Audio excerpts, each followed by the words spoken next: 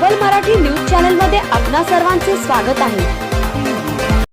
नगरमध्ये डॉक्टर सुजय विखे पाटील यांचा जनता दरबार। नागरिकांच्या अर्जांचा स्वीकार, कार्यकर्त्यांकडून शुभेच्छांचा वर्षाव। भारतीय जनता पक्षाचे नवनियुक्त प्रदेश उपाध्यक्ष डॉक्टर सुजय विखे पाटील यांनी अहिल्यानगर शहरात जनता दरबार घेऊन नागरिकांच्या विविध समस्या व मागण्यांबाबतचे अर्ज स्वीकारले। सकाळी 10:30 ते सायंकाळी 4 वाजेपर्यंत ते नागरिकांच्या भेटीसाठी उपलब्ध राहिले असून जिल्ह्यातील विविध भागातून आलेल्या नागरिकांनी आपल्या अडचणी, सूचना आणि निवेदनं त्यांच्यासमोर मांडली। विळद घाट येथील इंजिनिअरिंग कॉलेजच्या सेमिनार हॉलमध्ये आयोजित या जनता दरबाराला जिल्ह्यातील विविध भागातून नागरिक व कार्यकर्त्यांची मोठी उपस्थिती होती। अनेक नागरिकांनी आपल्या प्रश्नांबाबत लेखी अर्ज सादर केले। डॉक्टर सुजय विखे पाटील यांनी प्रत्येक अर्ज काळजीपूर्वक ऐकून घेत संबंधित विषयांबाबत योग्य त्या स्तरावर पाठपुरावा करण्याचे आश्वासन दिले।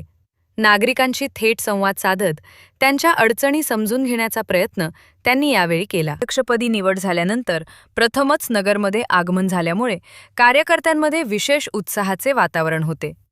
मोठ्या संख्येने उपस्थित राहिलेल्या कार्यकर्त्यांनी पुष्पगुच्छ देत त्यांचे स्वागत केले, तसेच घोषणाबाजी करत शुभेच्छांचा वर्षाव केला। यावेळी माध्यमांशी बोलताना डॉक्टर सुजय विखे पाटील यांनी राहुरी विधानसभा पोटनिवडणुकीबाबत संकेत दिले। 10 ते 12 मार्च दरम्यान राहुरी विधानसभा पोटनिवडणुकीची घोषणा होणे त्यांनी सांगितले। बंगाल, तमिळनाडू, केरळ, ओडिसा आणि आसाम या राज्यांतील निवडणुकांसोबत महाराष्ट्रातील बारामती व राहुरी या 2 मतदारसंघांच्या पोटनिवडणुकाही जाहीर होण्याची शक्यता असल्याचे त्यांनी नमूद केले। स्वर्गीय कर्डिले साहेबांच्या निधनानंतर रिक्त झालेल्या राहुरी विधानसभा मतदारसंघाबाबत बोलताना त्यांनी कार्यकर्त्यांच्या भावना व्यक्त केल्या। कर्डिले साहेबांचे चिरंजीव अक्षय कर्डिले यांना उमेदवारी मिळावी अशी कार्यकर्त्यांची भावना असून अंतिम निर्णय मुख्यमंत्री देवेंद्र फडणवीस आणि पक्षश्रेष्ठी घेतील असे त्यांनी स्पष्ट केले। यातील भाजप संघटना अधिक बळकट करण्यासाठी कार्यकर्त्यांचे योगदान महत्त्वाचे असल्याचे सांगत त्यांनी नमूद केले की संघटनेत दीर्घकाळ काम करणाऱ्या कार्यकर्त्यांना न्याय देणे आणि त्यांना योग्य स्थान मिळवून देणे ही आपली जबाबदारी आहे।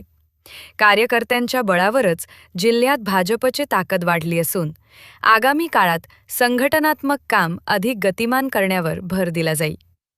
यावेळी बोलताना डॉक्टर सुजय विखे पाटील यांनी प्रदेश उपाध्यक्षपदी निवड केल्याबद्दल पक्षश्रेष्ठी, कार्यकर्ते आणि हितचिंतक